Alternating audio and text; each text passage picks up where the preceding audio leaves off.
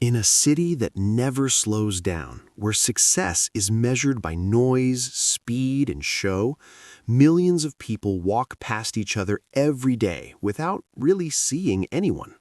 Skyscrapers touch the sky, expensive cars rush through the streets, and everyone seems to be chasing something more.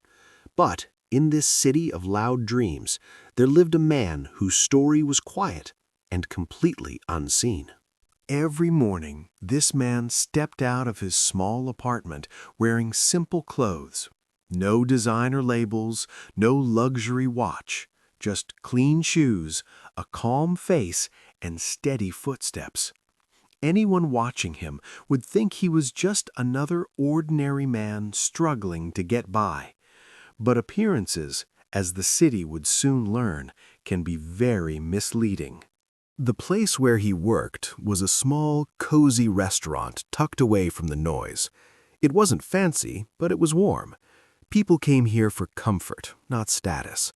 And here, this man worked as a waiter, serving food, cleaning tables, and greeting customers with quiet respect. He did his job with honesty and care. He listened more than he spoke. He never raised his voice. To him, work was not about pride, it was about dignity. No one knew that the same hands carrying plates had once signed contracts worth millions. Unknown to everyone around him, this man was incredibly wealthy. He owned businesses across the city. He had influence, power, and connections. But he chose a simple life, not to prove anything, but to understand people, to live close to reality. One evening, the restaurant door opened loudly. A group of young men walked in, full of arrogance and careless confidence. Their laughter was loud. Their manners were rough. The kind of people who believed respect could be bought or forced. They sat down and immediately began acting rude, snapping fingers, making jokes, treating the staff like they were invisible.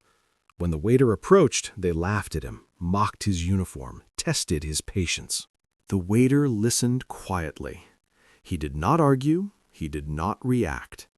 He understood something many people don't. Anger gives power to the wrong hands. So he chose silence. He chose control. Other customers noticed the change in the room.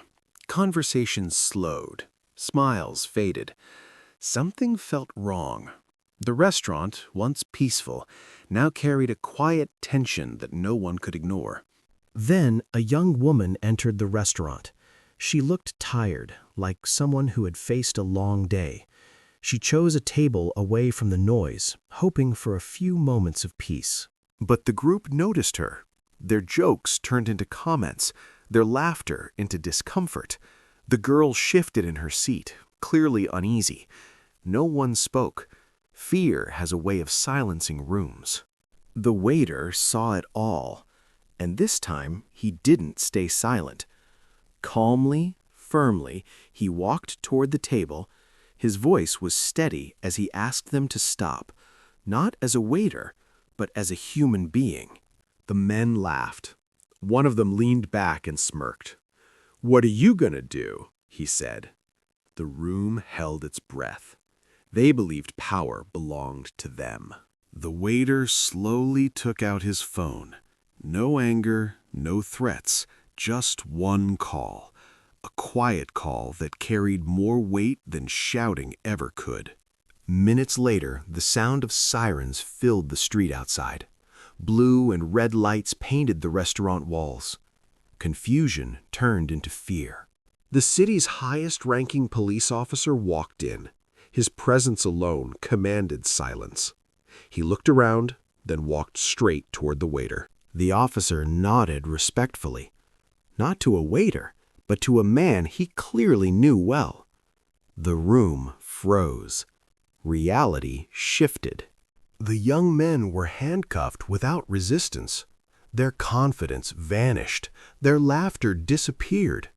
Power had changed hands, and it didn't need to shout. Customers stared in disbelief. Staff exchanged silent glances. Everyone realized how wrong they had been about the man they thought they knew. The girl looked at the waiter with quiet gratitude. No words were needed. Safety had returned. Slowly, the restaurant returned to normal. Conversations resumed. Plates clinked. Life moved on. The man put his phone away and returned to work. Same uniform, same calm face, as if nothing extraordinary had happened. That night, everyone learned a lesson the city often forgets. True power does not announce itself. True strength does not need attention. Because sometimes the most powerful person in the room is the one you never notice.